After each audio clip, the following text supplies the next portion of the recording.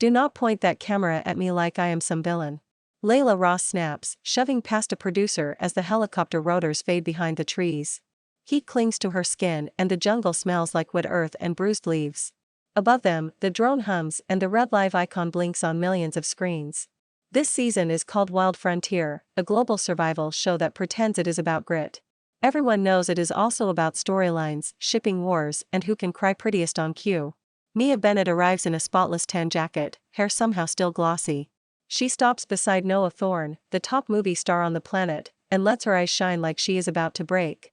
Jace Hunter, a chart-topping singer with too much confidence and too little patience, rolls his shoulders and complains about bugs. The host claps, smiles for the cameras, and says the rules with fake cheer. 3 days to reach extraction. Limited gear.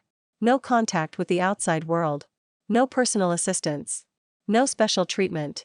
Layla adjusts her pack, checks the strap, and ignores the studio voice in her ear that wants her to smile. She does not come here to play cute.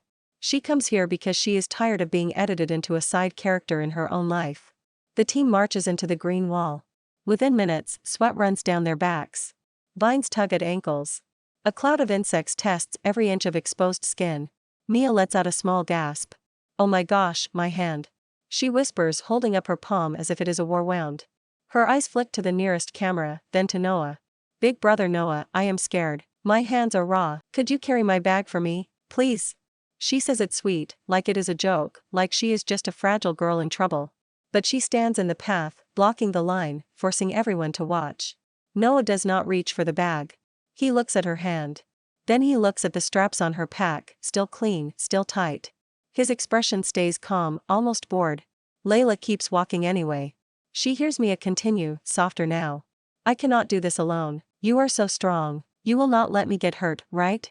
The camera is tilted toward Noah. The crew is starving for a romance angle. Layla can feel it, the invisible push, the expectation that she will play the jealous rival. She refuses. Instead, she stops, turns, and points at the undergrowth.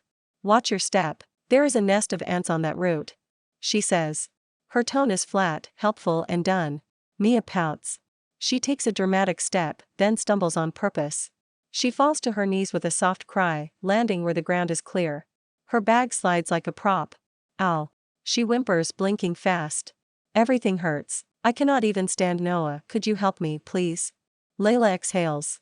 She has seen this exact act in a dozen brand campaigns. Weakness as currency. Innocence as a weapon. She sets her pack down, kneels, and parts the grass near the fallen bag. Her fingers move quick, sure, gentle. She finds what she is looking for. A thin body coiled in the shade, cool and alive. Layla grips behind the head with practiced care and lifts the snake into view. It is 1/2 meter long, green-brown, harmless if handled right. The jungle does not scream. Only Mia does. Layla smiles, bright and polite, like a customer service rep at the edge of chaos. She holds the snake out, close enough to be real, far enough to be safe. Sis. She says, voice light. You need someone to take care of you so bad. Want big bro to hold your snake too? Mia shrieks and jumps backward, flailing. She slaps at the air, nearly knocking her own camera mic loose. Her face goes white, then red, then white again. The live chat erupts. Hearts explode across the screen. Caps lock floods the comments. The show meant to sell a delicate princess and a cool actor. Instead, it just found a new queen. Noah takes one step back, not from the snake, but from Mia. His eyes flick to Layla. The corner of his mouth twitches, like he is trying not to laugh. Jace whistles. That is insane. He says, half impressed, half terrified. Layla lowers the snake, turns and slides it into the grass where it belongs. She dusts her hands, shoulders her pack, and walks on. Behind her, Mia is still making small broken noises, like her entire brand just cracked open. The jungle swallows them again, but the damage is done. On every screen, one clip loops in perfect clarity. Layla smiling. Mia screaming. Noah stepping away. And the caption everyone types at once is the same. She did not come to survive. She came to expose. Night comes fast under the canopy. The crew sets up a camp zone near a stream, a place picked for drama and lighting, not comfort. Mosquitoes drift in like smoke. The air is thick enough to chew. Layla builds shelter without a word. She cuts branches, ties cord, tests the frame, and makes it sturdy. Her movements are clean and efficient, like she is back on a training course. Noah gathers firewood, stacking it with quiet focus. Jace complains again, but he still helps. Mia sits on a rock and dabs at her eyes. She angles her body toward the cameras, shoulders trembling. I cannot believe she did that. She says, voice shaking. I could have gotten hurt. She wanted to scare me on purpose. Layla does not look up. The snake is not the problem. She says. The problem is you blocking the team every 5 minutes. Mia gasps as if Layla slapped her. Wow, you are so aggressive. Are you always like this? She turns to Noah, searching his face for rescue. Noah, you saw it. Tell her it is not okay to bully someone. Noah pokes the fire pit with a stick. His voice stays even. I saw you ask me to carry your bag. I also saw you fall where it was easiest to fall. He pauses. And I saw Layla put the snake back where she found it. That was more respectful than what you did. Mia blinks, frozen. The cameras love a betrayal. So does the chat. The comments surge again. Mia tries to recover. She forces a smile, then forces a laugh. Okay, fine. I just get scared, that is all. I am not like her, I am not tough. Her eyes flick toward Layla with a quick flash of anger, then vanish behind fake softness. Some people do not know how to be kind. Layla ties the last knot and stands. Kind is not the same as helpless. She says. And you are not helpless. You are performing. Mia stands too fast, and the mask slips. What did you say? Her voice jumps higher, sharp and ugly. You think you are better than me because you can grab a snake? Congratulations. You want a medal? She stomps toward Layla, hands clenched. You are jealous. That is what this is. You cannot stand that people like me. Layla keeps her posture relaxed. She is not threatened. She is just annoyed. The producer off camera whispers, trying to push them closer for the shot. Mia takes another step, eyes shining with rage. She forgets the cameras for a second. That is when the real Mia appears. Noah is mine. She spits, loud enough for everyone to hear. Then she catches herself, too late. Her lips press together and her face stiffens. She tries to laugh it off, but her laugh sounds like glass. Noah stands, finally. He does not raise his voice. He does not need to. Mia, I am not a prize, and you do not own anyone. Jace mutters. That Chad is going to eat her alive. Layla picks up her canteen, walks to the stream and fills it. She does not run. She does not gloat. She just keeps moving, like Mia is background noise. When Layla returns, the live chat is already clipping Mia's outburst. Hashtags form in real time. Missing in action meltdown. Snake Queen. Wild Frontier is a lie detector. By morning, the internet has decided. Layla is the real thing. Mia is a costume. Mia wakes up with swollen eyes and a new plan. This time, she will not just cry. She will destroy. After the cameras cut to a commercial break for half the world, the jungle does not pause. Layla checks everyone's feet for cuts, not because she likes them, but because infection ends a run fast. She hands Jace a strip of clean cloth and shows him how to wrap a blister. He looks embarrassed, then grateful. Why are you helping me? He asks in a low voice. Because I want to finish. Layla says. And because you are annoying, not stupid. Jace almost smiles. Mia watches the exchange and jealousy burns through her like fever. She tries to turn the viewers back to her with a soft sob. I miss my mom. She says, staring into the fire. I never had to struggle like this. I just want someone to care. Layla hears the lie inside the truth. Everyone wants someone to care. But Mia wants an audience more. Noah finally speaks, not to Mia, but to Layla. You grew up doing this? He asks. Not the show part. Layla says. The outside part. My dad took me camping, then he left. I kept going anyway. Noah nods once. There is a pause where the jungle feels close, like it is listening. Mia interrupts with a sharp sniff. So now we are sharing sob stories. She tries to laugh, but her voice shakes. You know what, fine. I do not need help. I can do everything myself. She grabs a bundle of sticks and drags them toward the fire. She places them wrong, too tight, choking airflow. The flame sputters. Noah reaches for the sticks, then stops. He watches. Layla watches too. Mia needs the failure for her next scene. When the fire collapses, Mia gasps, then turns to the camera. See, this is what happens when nobody supports me. I tried. I really tried. Layla steps in, fixes the pile in 2 seconds, and the flame returns. Then she looks at the camera and says. Support is not magic. It is work. That line becomes another clip. Another meme. Another reason the audience starts calling her the Wilderness Queen. Day 2 begins with a challenge. The host drops a map on a stump and points at a ridgeline. The team must hike to a beacon, find a coded box and bring it back before sundown. The prize is extra food. The penalty is losing a fire starter. Mia presses her hands to her stomach. I feel dizzy. She says, swaying. I think I am going to faint.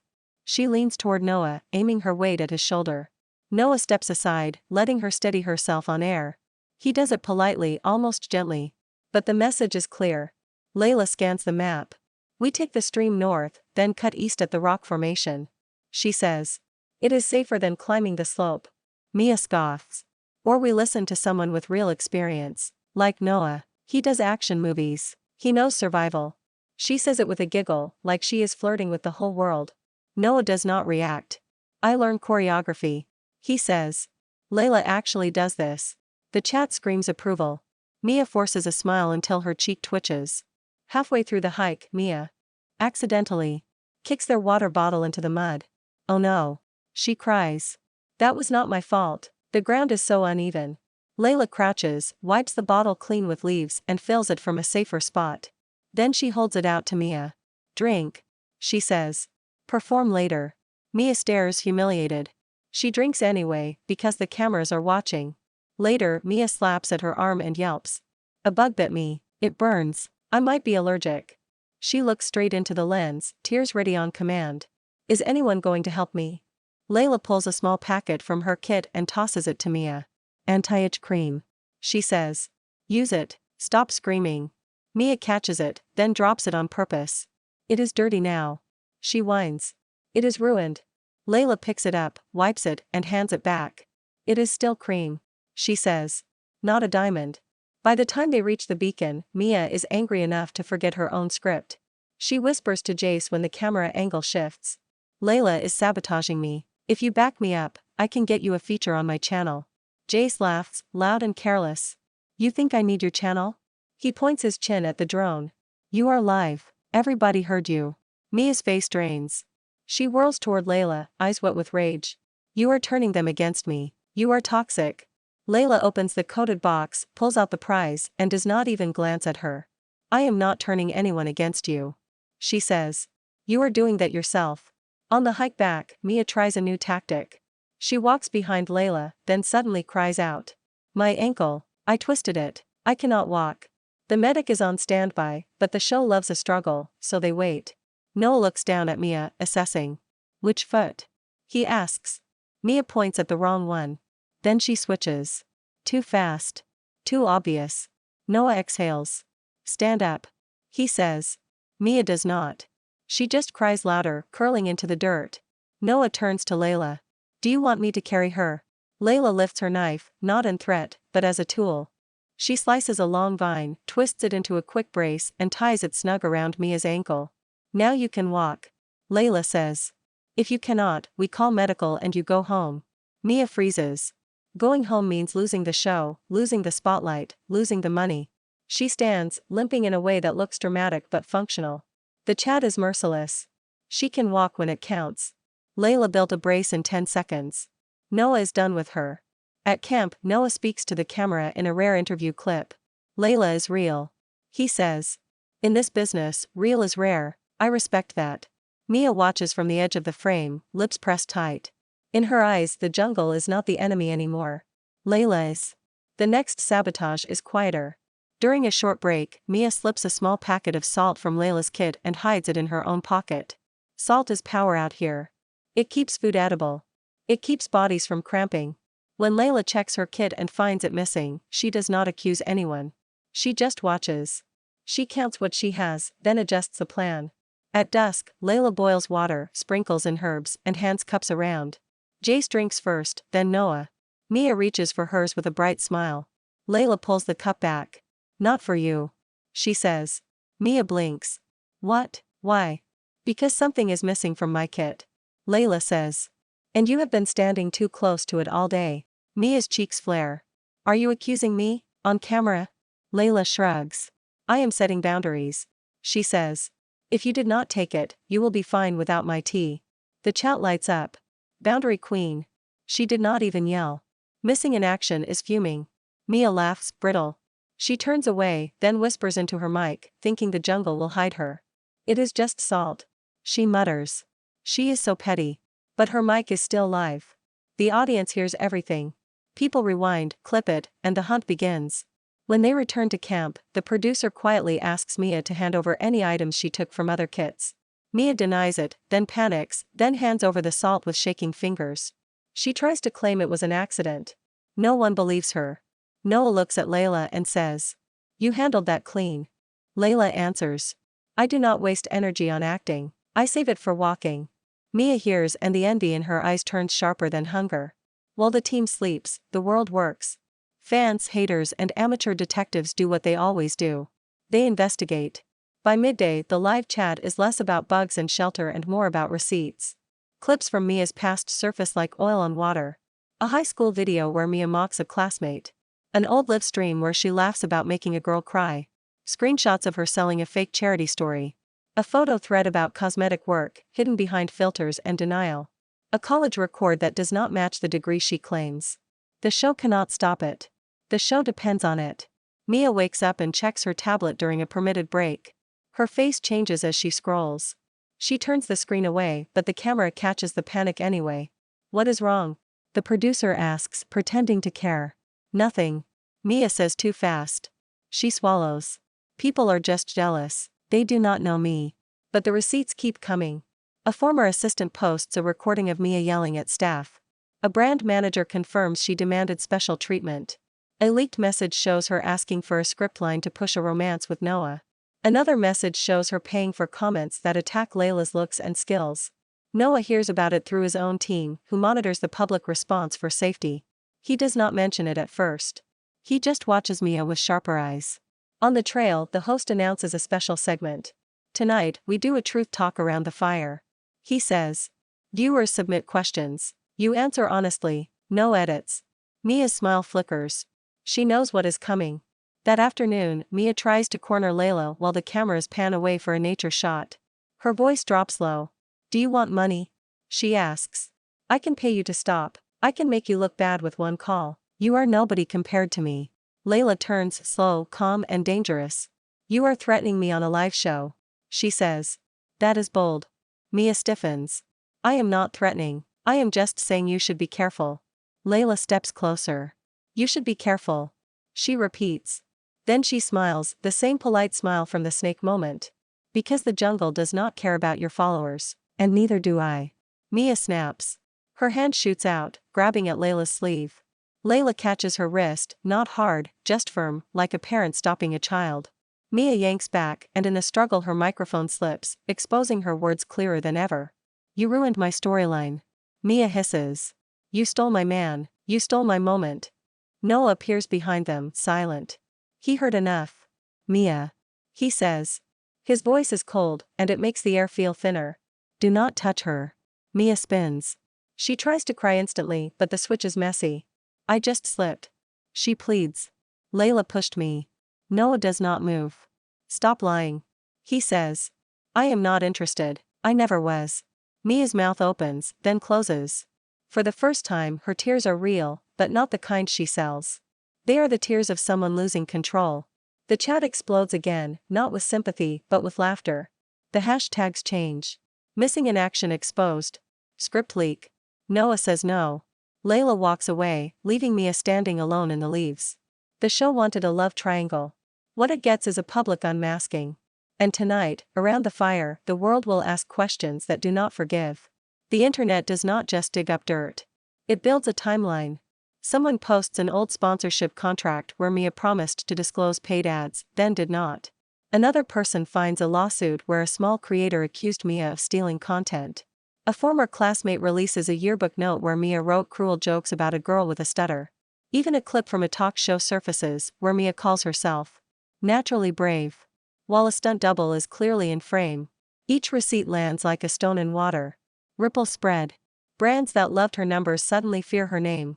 Back in the jungle, Mia feels the shift without seeing every detail. Crew members speak to her with less warmth. The host stops laughing at her jokes. Even the medic watches her more carefully, not for injury, but for behavior. Mia tries to flip it. She pulls Noah aside and whispers, "If you defend me, they will forgive. They love you. You can fix this. She touches his arm, gentle, practiced. Noah moves his arm away. You are asking me to lie for you. He says. I do not do that. Mia's eyes flash. So you are choosing her. She says, voice low. After everything I did for the show. Noah stays calm. I did not ask you to do anything. He says. And I am not choosing. I am observing. Mia laughs, sharp. Fine. Observe this. She turns, spots a staff member carrying gear and snaps. Do your job. I am sweating. Bring me water. The staff member freezes. He is not her assistant. He is a worker under the same sun. Layla steps in, voice steady. Say please. She says. Mia glares. You do not control me. Layla nods once. Correct. She says. But the cameras will.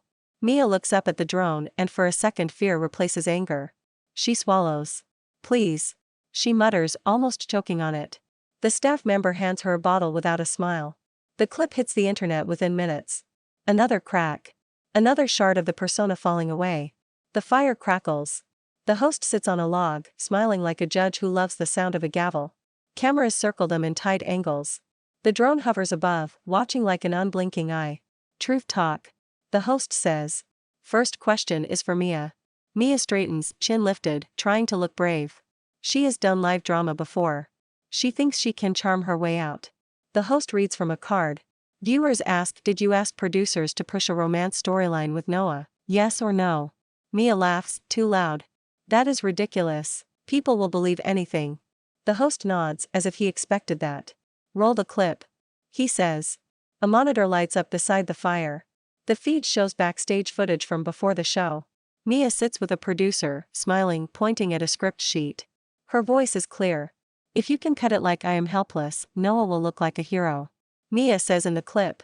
Then the audience will ship us. I need that. I am trying to level up. The camp goes silent. Even the insects feel quieter. Mia stares at the screen, frozen. Then she shakes her head hard. That is edited. She says. It is fake. They hate me. The host does not argue. He just flips the next card. Second question, did you pay for comments to attack Layla? Yes or no? Mia's lips tremble. She looks at the cameras, then at Noah, then at Layla. Her eyes beg for someone to save her.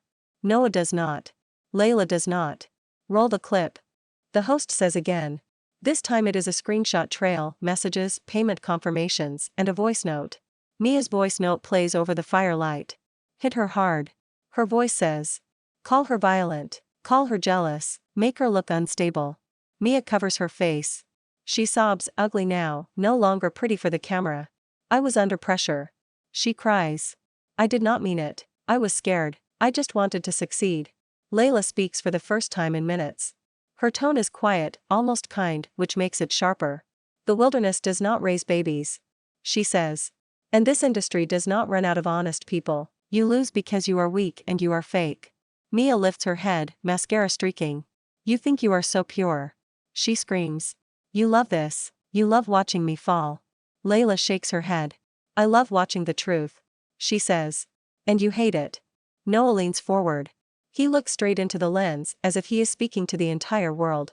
I never liked Mia. He says. I never promised anything. I never wanted to carry her, protect her, or play her script.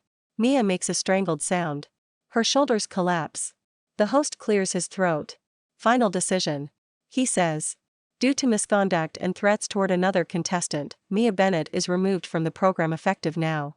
2 staff members step into frame.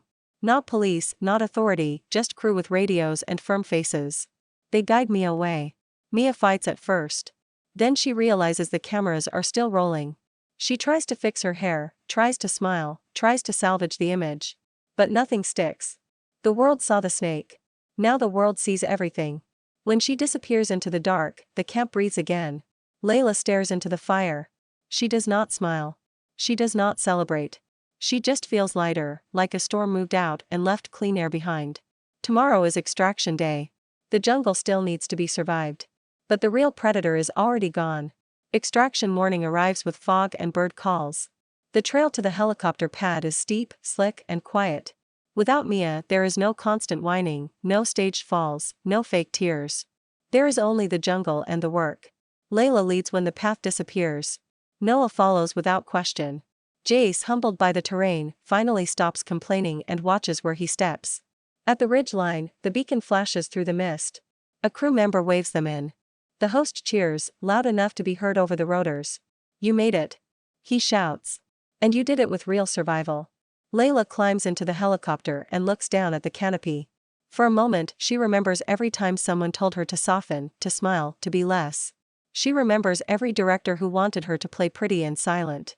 She remembers every influencer who built a career on pretending weakness was grace.